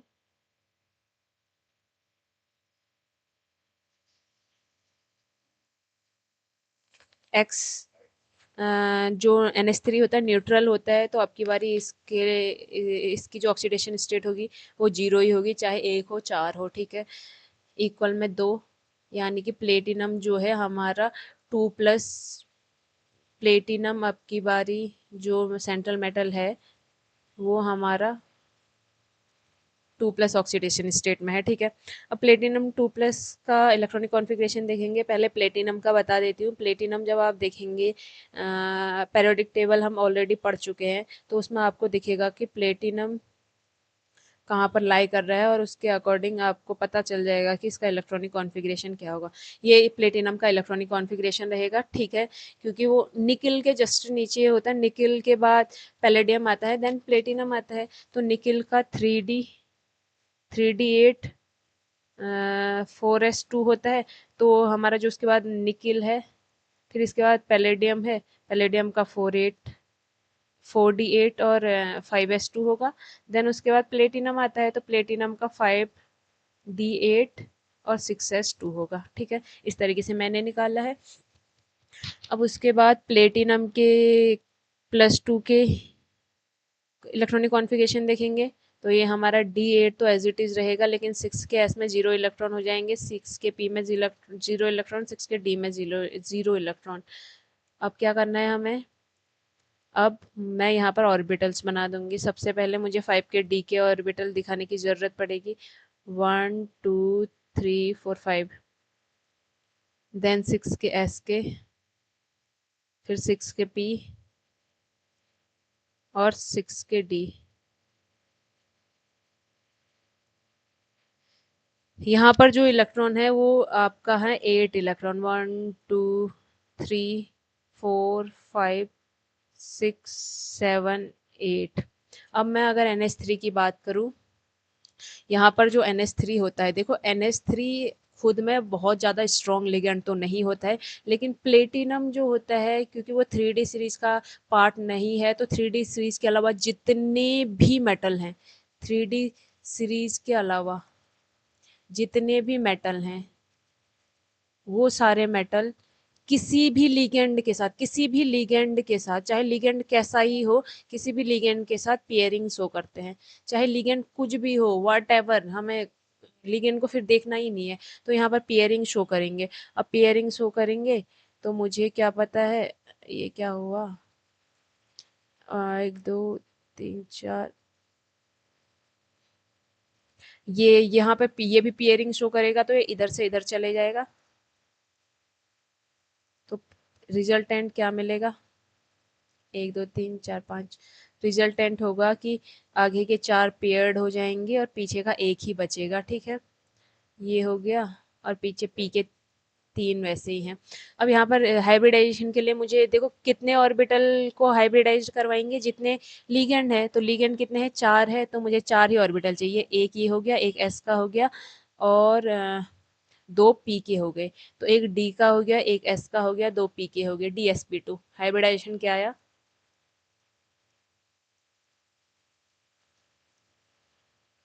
हाइब्रिडाइजेशन मेरा आ रहा है DsP2।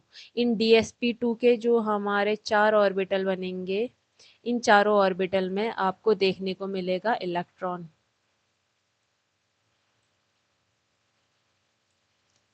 किसके, इन चारों ऑर्बिटल में इलेक्ट्रॉन देगा NH3।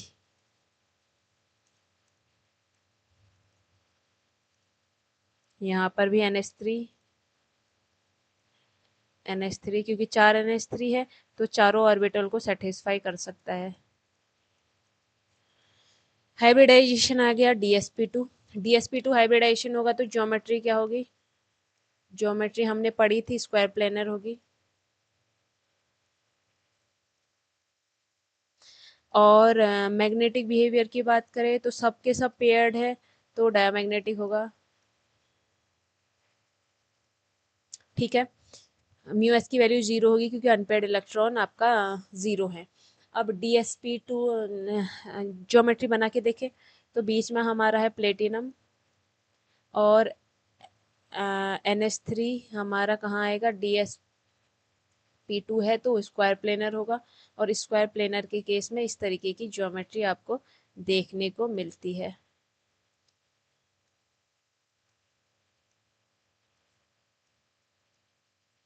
ठीक है, तो ये हमारा है स्क्वायर प्लेनर।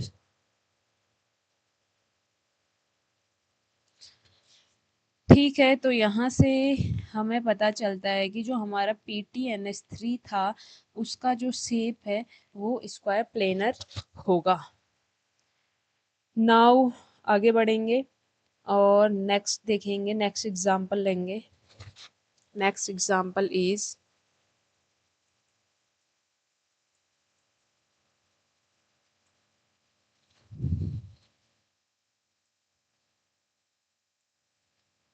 अगला एग्जांपल है मेरा ZnNH3 होल 4+2। ZnNH3 whole 4+2। अब इसका देखो, पहला काम हमारा Zn की ऑक्सीडेशन स्टेट निकालना। जो अमोनिया है उस न्यूट्रल होता है तो उसकी ऑक्सीडेशन स्टेट 0 रहती है। इक्वल के बाद आता है जो हमारा यहाँ पे चार्ज है तो कितना है? 2 है। ठीक है, तो यहाँ से मुझे पता चला कि X जो है +2 है, यानी कि जो यहाँ पे जिंक है वो जिंक +2 के फॉर्म में प्रेजेंट है। देन अब मुझे इसका इलेक्ट्रॉनिक कॉन्फ़िगरेशन देखना पड़ेगा। अगर मैं सिर्फ जिंक का देखूं तो मुझे पता है जिंक का सीधा लिख लेते हैं। जिंक का मुझे पता है 3D10 होगा, 4s2 होगा, 4p0 एंड 4d0। Zn+2 की बात करेंगे तो भाई 2 इलेक्ट्रॉन निकल जाएंगे, 3d10 और 4s0 हो जाएगा और 4p भी 0, 4d भी हमारा 0 ही रहेगा। नाउ इसका जो ऑर्बिटल्स है उनको ड्रॉ कर लेते हैं।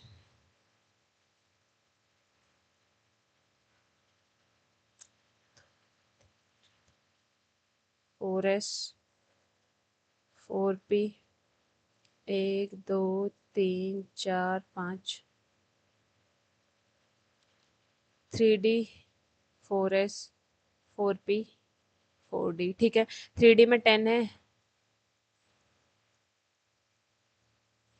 ये लो सब भर दिए हैं। बाकी अब क्या होगा कि मुझे पता है मेरे पास 4 लिगेंड है, 4 लिगेंड है तो मुझे 4 ऑर्बिटल चाहिए। 4 ऑर्बिटल कौन से होंगे? ये देखो, यहाँ पर पेयरिंग होगी नहीं होगी वो तो देखना ही नहीं है क्योंकि पेयरिंग के लिए इलेक्ट्रॉन ही प्रेजेंट नहीं है। जब अनपेयर्ड इलेक्ट्रॉन प्रेजेंट होंगे तभी तो हम वहाँ पे पेयरिंग का कॉन्सेप्ट देखेंगे। तो यहाँ पे अनपेयर्ड इलेक्ट्रॉन है ही नहीं तो पेयरिंग का कॉन्सेप्ट तो देखना बनता नहीं है। ठीक है, देन क्या पता चला मुझे यहाँ पे 4 ऑर्बिटल्स हैं, इससे मेरा हाइब्रिडाइजेशन निकल के आ रहा है sp3। sp3 के मेरे 4 ऑर्बिटल बनेंगे, 1 2 3 4 और इन चारों ऑर्बिटल में आएंगे NH3। चारों ऑर्बिटल्स में आपको देखने को मिलेंगे NH3। ठीक है, अब यहाँ से मुझे क्या क्या पता चला? यहाँ से मुझे ये पता चला कि जो ये कंपाउंड है इसका हाइब्रिडाइजेशन क्या होगा। इस कंपाउंड का हाइब्रिडाइजेशन हमारा निकल के आ रहा है sp3। sp3 हाइब्रिडाइजेशन होगा तो ज्योमेट्री क्या होगी? ज्योमेट्री निकल के आएगी टेट्राहेड्रल। उसके बाद मैग्नेटिक बिहेवियर देखूंगी मैं। मैग्नेटिक बिहेवियर क्योंकि सारे पेयर्ड है तो मैग्नेटिक बिहेवियर आएगा डायामैग्नेटिक। म्यू एस की वैल्यू देखेंगे 0 आएगी क्योंकि अनपेयर्ड इलेक्ट्रॉन है ही नहीं, नो अनपेयर्ड इलेक्ट्रॉन। ठीक है, अब ज्योमेट्री बनाकर देख ले, ज्योमेट्री बनाकर देख लेते हैं। अ, जो जिंक है वो मेटल है तो बीच में आएगा, NH3 ऊपर और चारों साइड में NH3। ये पीछे की साइड वाला NH3 है, या आगे की साइड वाला NH3।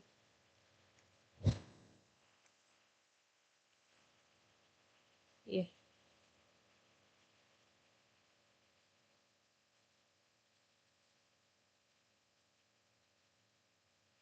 ये पीछे की साइड को है। ठीक है, तो ये हमारा टेट्राहेड्रल स्ट्रक्चर होता है ZnNH3 होल 4+2 का। ठीक है, यहाँ से सॉरी Zn, हाँ जिंक के टेट्रा अमोनियम के साथ। नाउ अगला है CO, कोबाल्ट का है।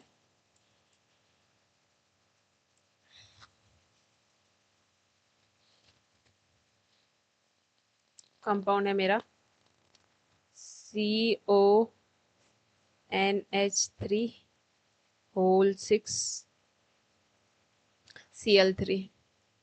ठीक है, तो यहाँ पर सबसे पहला काम हमारा है, सबसे पहला काम है जो कोबाल्ट है इसकी ऑक्सीडेशन स्टेट निकाल लो भैया। X NH3 का 0 हो जाएगा, चाहे 6 भी है तब भी 0 ही रहेगा। इक्वल, देखो ये जो कॉम्प्लेक्स है इसको मैं अगर थोड़ा सा ब्रेक करने का ट्राई करूँ तो मुझे पता चलेगा कि इसको मैं इस तरीके से ब्रेक कर पाऊंगी, क्योंकि ये जो पार्ट है यहाँ पर 3 क्लोरीन प्रेजेंट है, 3 क्लोरीन प्रेजेंट हैं, तो इसके ऊपर +3 आपको देखने को मिलेगा, और प्लस जो 3Cl है वो माइनस, 3Cl यहाँ पर क्या है, माइनस के हैं। Cl3 आपको देखने को मिल रहा है, 3Cl माइनस के हैं, इसका मतलब यहाँ पर 3+ पहले प्रेजेंट रहा होगा, उन 3+ को सेटिस्फाई करने के लिए 3Cl आए हैं। ठीक है, या फिर इलेक्ट्रॉनिक कॉन्फ़िगरेशन अगर आपको इजी वे में निकालना है तो ऐसे ही कर लेते हैं, चलो और सिंपल पड़ जाएगा हमें। हमने इसका देख लिया, इसके लिए x ले लिया, इसका 0 आ गया, फिर हमने किसका प्लस करना पड़ेगा, Cl का। Cl का होता है, Cl के ऊपर -1 चार्ज रहता है, तो -1 एक Cl के लिए हो गया, 3Cl के लिए -3 हो गया, 3 को 1 से मल्टीप्लाई करेंगे -3 हो गया। ठीक है, और जो चार्ज है अभी कुछ नहीं है, तो अभी यहाँ पर हमारा 0 चार्ज हो जाएगा। और इस केस में देखोगे तो Cl पहले ही साइड कर दिया है मैंने, तो यहाँ पर आप देखोगे कि x इक्वल +3 आ जाएगा, और यहाँ भी x इक्वल हमारा क्या आएगा, ये 0 हो गया, ये -3 हो गया, इक्वल के अपोजिट साइड जाएगा तो +3 हो जाएगा। तो क्या पता चला कि जो कोबाल्ट है वो +3 ऑक्सीडेशन स्टेट में प्रेजेंट है। ठीक है, तो सबसे पहले कोबाल्ट की खुद का इलेक्ट्रॉनिक कॉन्फ़िगरेशन लिखेंगे, तो 3D कोबाल्ट को पहले कोबाल्ट आता है तो हमारा इसका 3D7 का केस होता है, कोबाल्ट निकेल कॉपर जिंक। हाँ, 3D7 4s2, 3D7 4s2 और 4p0 4d0। कोबाल्ट +3 में डालो, कोबाल्ट +3 में क्या आएगा, 2 यहाँ से जाएंगे, 1 यहाँ से, तो बचेगा 3D6 4s0 4p0 4d0। बस इलेक्ट्रॉन को फिल करो, 1 2 3 4 5, 1 2 3, और 1 2 3 4 5, 3D4S4P4D। 3D में कितने इलेक्ट्रॉन है, 1 2 3 4 5 6। अब ध्यान ये देना, जो यहाँ पर कोबाल्ट है, कोबाल्ट अगर +3 में है तो इसके जो मैक्सिमम, कोबाल्ट अगर +3 में है तो यहाँ पर जो NH3 है वो स्ट्रॉन्ग लिगेंड की तरह बिहेव करता है, तो यहाँ पर NH3 हमारा बिहेव करेगा स्ट्रॉन्ग लिगेंड की तरह, स्ट्रॉन्ग लिगेंड, और NH3 स्ट्रॉन्ग लिगेंड की तरह बिहेव करेगा तो पियरिंग पॉसिबल होगी, पियरिंग। पॉसिबल, पेयरिंग पॉसिबल होगी तो ये इलेक्ट्रॉन इधर जाएगा, ये इलेक्ट्रॉन इधर जाएगा, रिजल्टेंट क्या होगा? 1 2 3 4 5 6 3D में, उसके बाद 4s में 0, 4p में 0 और 4d तो अब ज़रूरत पड़ेगी नहीं, मे भी पड़ जाए। चलो देखो अब यहाँ पे एक बचता क्या है।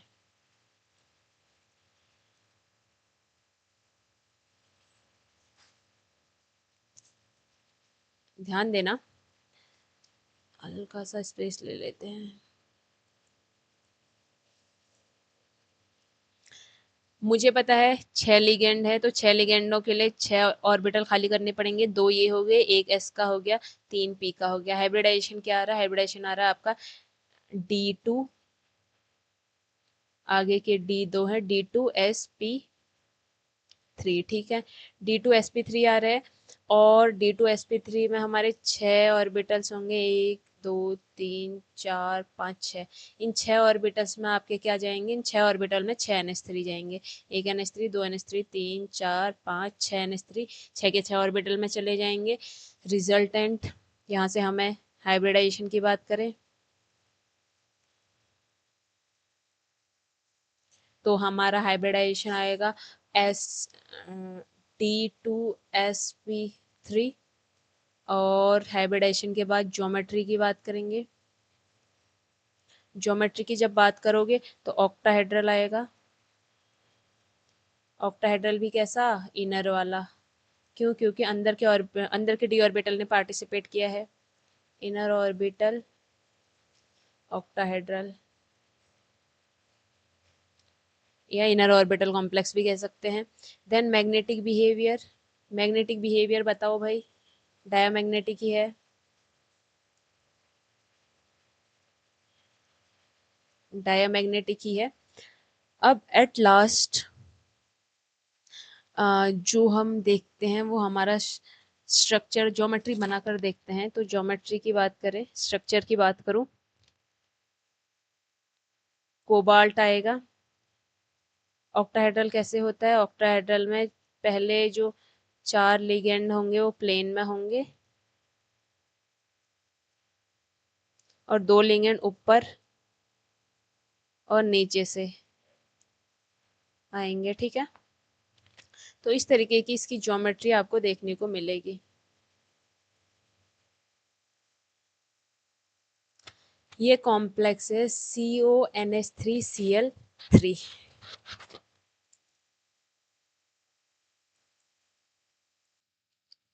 ओके तो अब बात करेंगे लिमिटेशन ऑफ वीबीटी की। वीबीटी हमारा कंप्लीट होता है इसी के साथ। जो भी इनके अलावा भी अगर कहीं से कोई भी क्वेश्चंस आता है जिसकी कोई भी प्रॉपर्टी पूछी जाती है तो आप ये सीक्वेंस फॉलो करेंगे तो आप इजीली फाइंड कर पाएंगे जो भी चीज़ें आपसे पूछी होंगी। Now limitation of VBT, VBT के लिमिटेशन की बात करें।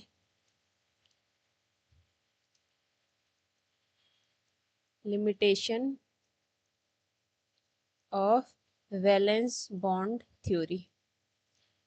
वीबीटी के लिमिटेशन की बात करूं तो सबसे पहले वीबीटी जो है कॉम्प्लेक्स की काइनेटिक्स को नहीं बता पाता है, पहली लिमिटेशन है। जो वीबीटी है वो हमारे कॉम्प्लेक्स जो होते हैं उनकी काइनेटिक्स को बता पाने में एबल नहीं है, ठीक है। जो भी इसकी काइनेटिक्स होती है इनको डिफाइन करने में फेल हो जाता है, इनको डिफाइन करने में फेल हो गई, ठीक है। काइनेटिक्स मीन्स क्या होता है? काइनेटिक्स मीन्स यहाँ पर सीधा सीधा कहने का मतलब है, अगर एक कॉम्प्लेक्स है, एक कॉम्प्लेक्स है ए, एक कॉम्प्लेक्स है ए एंड दूसरा कॉम्प्लेक्स है बी, तो यहाँ पर क्या होगा? ये जो कॉम्प्लेक्स ए है ये कितना रिएक्टिव है और जो कॉम्प्लेक्स बी है ये कितना रिएक्टिव है। रिएक्टिविटी अगर देखें तो मैं कहूँ कॉम्प्लेक्स ए की रिएक्टिविटी ज़्यादा है और कॉम्प्लेक्स बी की रिएक्टिविटी कम है, यानी कि ये रिएक्शन जल्दी देगा और ये रिएक्शन धीरे से देगा। वो आती है काइनेटिक्स में। काइनेटिक्स में मतलब कि कौन कितना स्पीडली रिएक्शन देगा। तो वो जो कॉम्प्लेक्स की काइनेटिक्स है, मतलब कोई कॉम्प्लेक्स जल्दी रिएक्शन दे रहा है, कोई कॉम्प्लेक्स की रिएक्टिविटी बहुत कम है, उस कॉम्प्लेक्स को जो वीबीटी है वो नहीं बता पाया कि ऐसा क्यों होता है कि कोई कॉम्प्लेक्स की रिएक्टिविटी ज़्यादा है और किसी कॉम्प्लेक्स की रिएक्टिविटी कम है। इसको बता पाने में वीबीटी फेल हो गया। ठीक है, ये तो इसकी फर्स्ट लिमिटेशन थी। सेकंड लिमिटेशन, जो वीबीटी है वो कॉम्प्लेक्स के कलर को बताने में भी फेल हो गया। कोई कॉम्प्लेक्स है उसका कलर क्या होगा ये वीबीटी नहीं बता पाता है, इसको बता पाने में भी वीबीटी फेल हो गया। ठीक है, थर्ड है जो वीबीटी है, जो हमने स्पेक्ट्रोकेमिकल सीरीज देखी थी किसकी, लिगेंड की।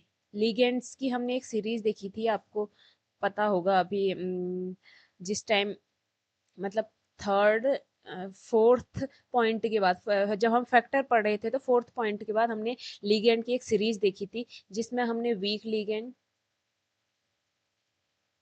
एंड स्ट्रॉन्ग लिगेंड्स की बात की थी।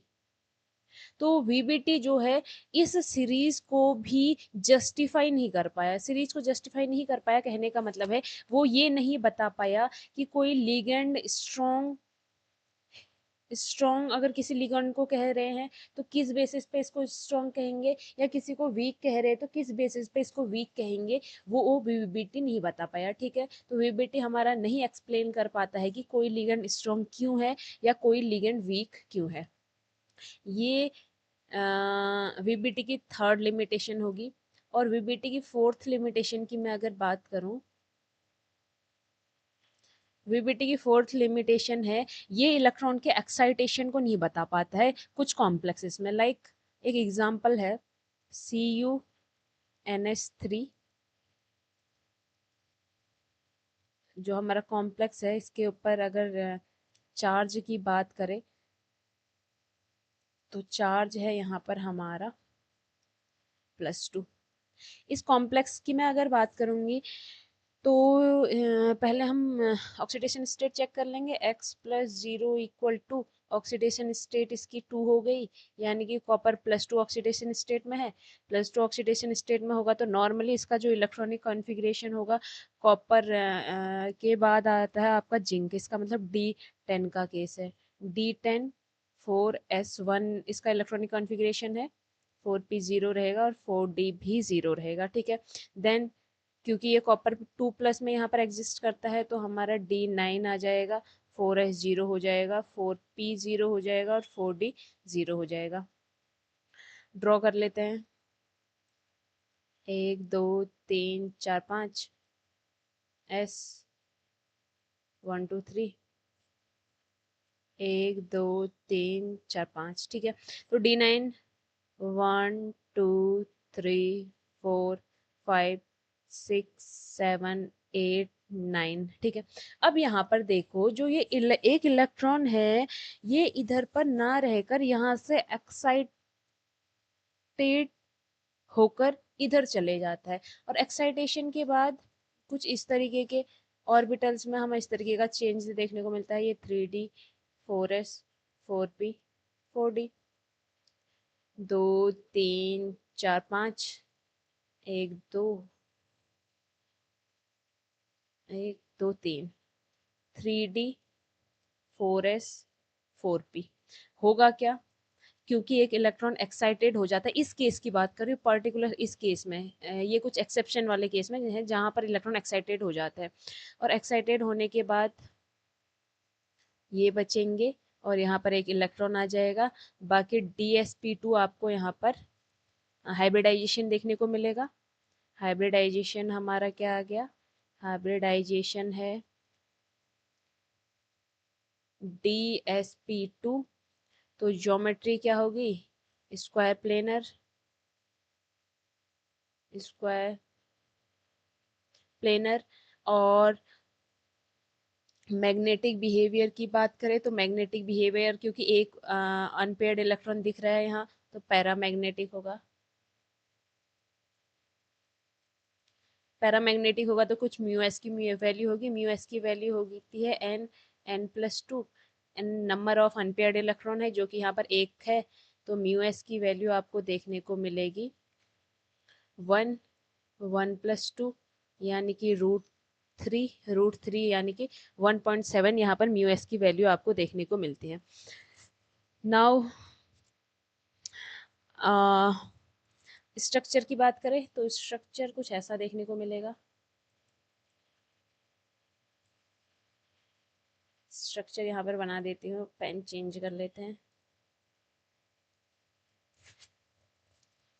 कॉपर स्क्वायर प्लेनर है, तो स्क्वायर प्लेनर एक ही प्लेन में सारे लिगेंड आ जाएंगे।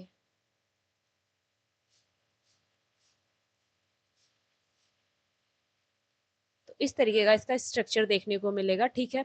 लेकिन यहाँ पर मेन जो फोकस करने वाली चीज है कि यहाँ पर ये जो इलेक्ट्रॉन का एक्साइटेशन हुआ है और ये एक्साइटेड होकर पी में चले गया है, इस एक्साइटेशन का क्या कॉन्सेप्ट है, क्यों ये चीज क्यों यहाँ पे इलेक्ट्रॉन एक्साइट हुआ, इसको जस्टिफाई नहीं कर पाया वीबीटी, ठीक है। ठीक इसी तरीके से एक और एग्जाम्पल है, एक और एग्जाम्पल है, वो है क्रोमियम H2O होल 6+2। ये दोनों आपको किस केस में देखने को मिलते हैं, जहां पर हमें इलेक्ट्रॉनिक कॉन्फ़िगरेशन में भी एक्सेप्शन देखने को मिलता है, वही दोनों केस है, क्रोमियम वाला केस है, कॉपर वाला केस। तो ऐसे आप ध्यान रख सकते हैं, ठीक है। और यहाँ पर एक इलेक्ट्रॉन एक्साइटेड हो जाता है और इस इलेक्ट्रॉन के एक्साइटेशन को भी वीबीटी जस्टिफाई नहीं कर पाया, ये वीबीटी की एक लिमिटेशन हो गई, ठीक है।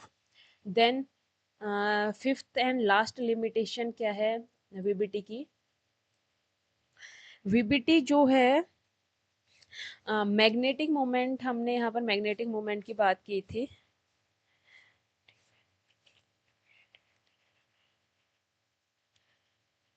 मैग्नेटिक मोमेंट की हमने बात की थी, फिफ्थ नंबर का है मैग्नेटिक मोमेंट। जो मैग्नेटिक मोमेंट है उसमें जो हमने इसके अकॉर्डिंग जो मैग्नेटिक मोमेंट देखा था वो क्या था, म्यू एस इक्वल √n+2, ठीक है। तो यहाँ से क्या होगा कि म्यू एस की कुछ पर्टिकुलर वैल्यू आएगी अनपेयर्ड इलेक्ट्रॉन के वजह से, ठीक है। लेकिन कभी कभी ऐसा होता है कि जो एक्चुअल में हमारा मैग्नेटिक मोमेंट होता है, म्यू एस की जो वैल्यू है, कभी कभी एक्चुअल जो मैग्नेटिक मोमेंट है उससे ज़्यादा हो जाती है, सॉरी एक्चुअल मैग्नेटिक मोमेंट की वैल्यू म्यू एस से ज़्यादा हो जाती है। कभी कभी ये सीन आपको देखने को मिलता है जो हमारे ट्रांजिशन एलिमेंट है उनमें। तो इस सीन का रीजन होता है, ये जो वेरिएशन है ये क्यों आता है, तो यहाँ पर रीजन रहता है ऑर्बिटल कंट्रीब्यूशन। ऑर्बिटल कंट्रीब्यूशन होता क्या है, ध्यान से सुनना, सिंपल सा कॉन्सेप्ट है। देखो ऑर्बिटल कंट्रीब्यूशन